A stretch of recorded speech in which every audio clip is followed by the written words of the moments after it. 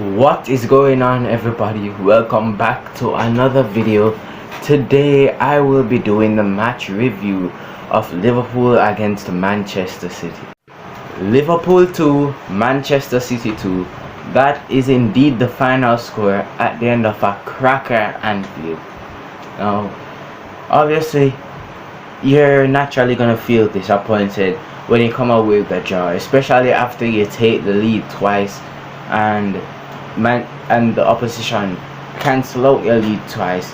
But overall, it's one where I feel disappointed that we couldn't win, especially when I remember that Fabinho chance. But I also have a lot of respect for Manchester City because at the end of the day it was just a very good game of football. Both teams played very well, and to be honest, it was probably a fair result.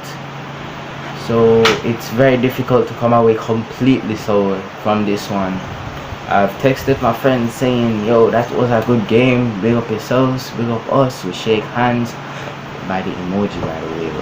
We're not disrespecting the COVID protocol. But anyway, to be honest, that is how it goes. You know, against City, it's hard to complain against a point anyway because they're so good. So then they have to take the positives out of it, and the positive is that we're still unbeaten in the Premier League. Well, all competitions actually, we're still unbeaten. We turned around our first half performance to dominate in the second half, and we came out with a very valuable point against fellow title contenders, and we moved. The first talking point I will drag out of this game is that it was a game of two halves. Now, as I mentioned, Liverpool, well, I didn't mention this, but Liverpool played terribly in the first half. They started off the game well, and in the first 10-15 minutes, I think Liverpool were the more dangerous side, if I'm being honest. They looked threatening, and they were controlling the game.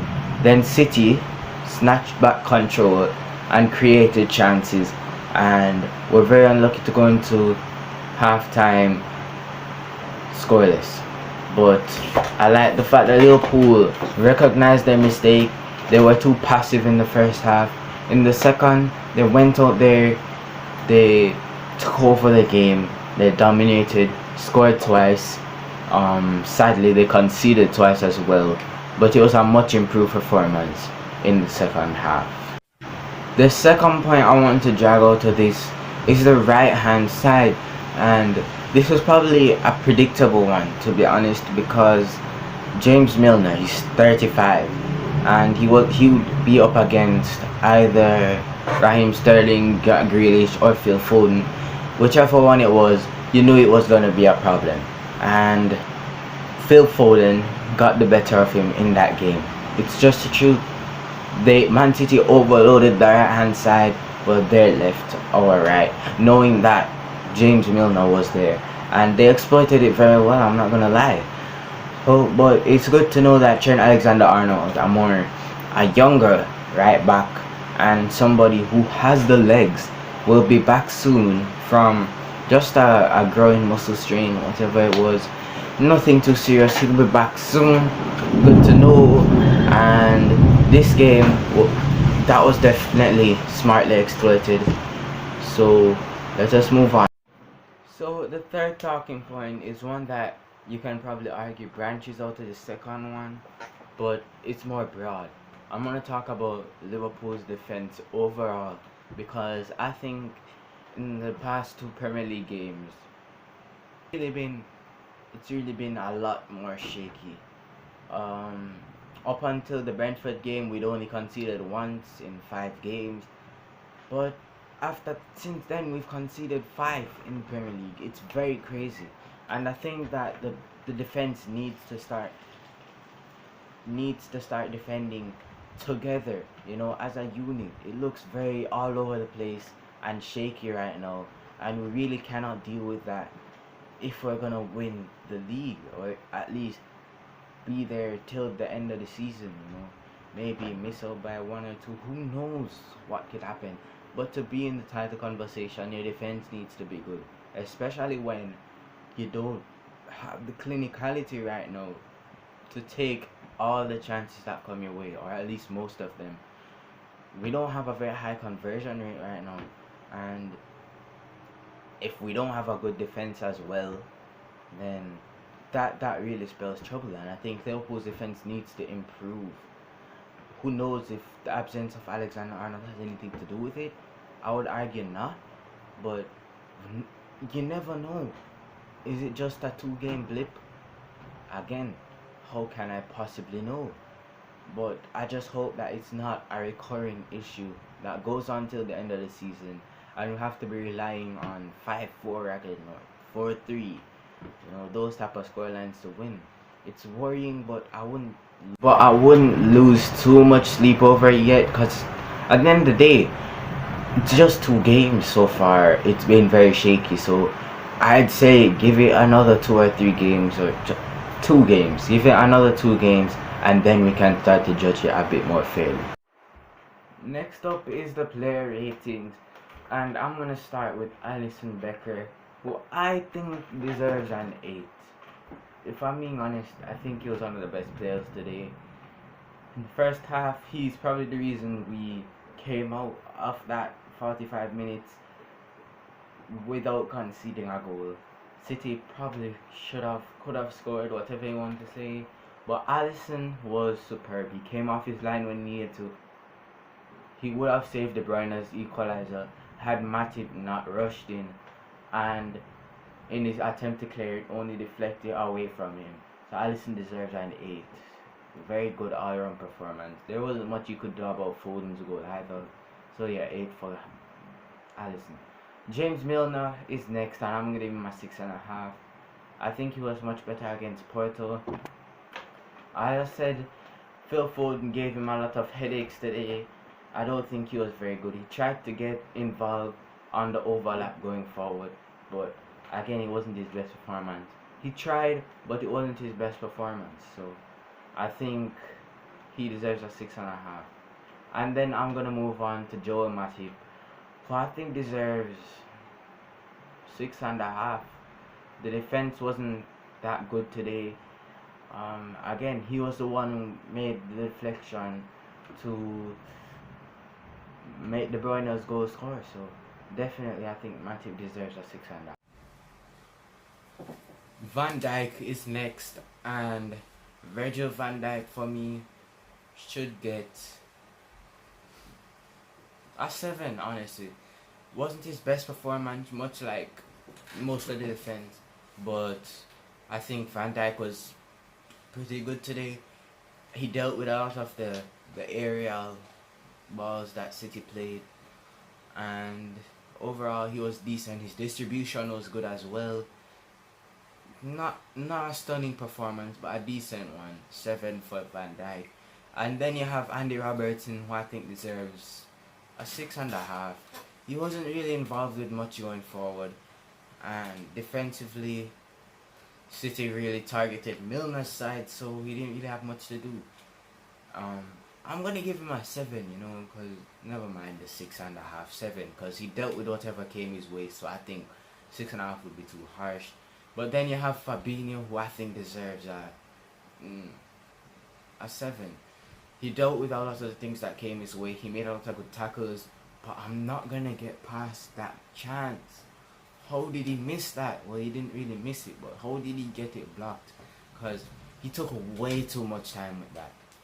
He should have just toe poked it into the goal, into the empty net one time, but he took a touch, took way too long, and Rodri, I think it was, recovered and blocked him. However, you can't really hold that against him because he's just a world-class midfielder. 7 for him, again, much like most of the backline, not a stunning performance, but he did what he had to do on most occasions, so 7 for him. Curtis Jones is the next midfielder I will speak about, and I'm going to give him a 6. He didn't really get involved in the game much. It was a real battle in the midfield, and because of that, we weren't able to get Jones on the ball as much as we would have liked. It's not his fault, but I can't give him more than a 6 because he didn't really contribute much to the game. Again, City have such a strong midfield, it's very difficult. So 6 for him. Jordan Henderson is a third midfielder who started the game, and I will give Jordan Henderson a 6.5. Didn't really get involved much, really. He tracked back when he needed to, but he didn't track back enough. He did it, but not enough, because when you have James Milner up against Phil Foden, I'm thinking you should be tracking back more and helping him out more. But he didn't do that enough. He made decent runs on the overlap at times, but he didn't get involved enough for me to give him more than a 6.5. And then we have the front three, which is going to be very interesting. Here's where the real money is at, and I'm going to begin with Sadio Mane, who I think deserves. I'm tossed up between a 7.5 and an 8. I'm going to give him a 7.5. He made some good runs at times. He was always involved. Again, he got himself a very well taken goal. Very intelligent running, then a good finish. So I think he deserves a 7.5. When your team only gets when the team only involves the front three for the second half, it's very difficult to get more than that for me. But the goal, it was a very well taken goal, so I'm gonna give him a 7.5. And then we have Mo Salah, the Egyptian king, diving down the wing, scoring as always. What I will do after I talk about Diogo Jota, that will give him a 6.5. Again, really, the front three wasn't involved much in the first half. In the second half, he looked good actually. He looked decent. He was making a lot of good runs. He was linking up well with the front three, well with the other two, but he didn't get involved much enough to get more than a 6.5 for me. He forced a good save from Edison early on in the second half, but apart from that, he didn't really do too much special. So I'm going to give him a 6.5. And then we have Mohamed Salah, 8.5 for me. I don't know how you can give him anything less than that. He just performs week in, week out, doesn't he? He got a well taken assist for Sadio Mane. Well taken assist, that's not the term. But he got a good assist for Sadio Mane's goal. He scored a super goal. How did he finish from that angle on his weak foot? I will never know. And it's a goal that deserves to be the winner of a cracking game like this. But then it wasn't. That is very sad. Mo Salah though, you can't take away anything from his performance. He tracked back when he needed to, which is something that I've realized. He's been very unselfish, and I hope he signs on. If this doesn't show that he should sign a new contract, he should get a new contract from the club, then I don't know what will. Mo Salah, 8.5. And then we have the substitutes, the first of which is Bobby Firmino. Bobby Firmino, 6.5. He made some good runs. He displayed some good footwork at times, but he didn't get that much involved in the game. His press was good. He dropped deep when he needed to. For a substitute cameo, you know what? I'm gonna give him a 7. I think he was pretty decent today. Next up, we have Joe Gomez, who really didn't contribute much. After Milner came off, which was, I think, I'm not sure if it was before or after the Salah goal, but all I know is that Joe Gomez wasn't tested that much. But yeah, 6 for me. Didn't really do much more than that, so that's the rating I will give him. And then we have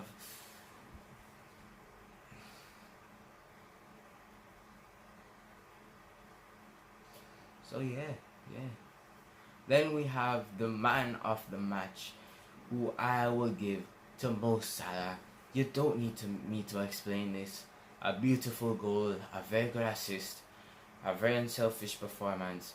What more do you say? Mo Salah, man of the match. Alison would be the runner-up in my opinion. He kept us in the game. But Mo Salah, you can't go beyond him for man of the match. It's a no-brainer, really. So there we have it. Another match day done. Another match preview done on my channel. And as usual, I hope you guys enjoyed this video. Comment down below what you thought on the game and what you thought on my breakdown of the game. And as always, enjoy yourselves. Have a wonderful day. YNWA.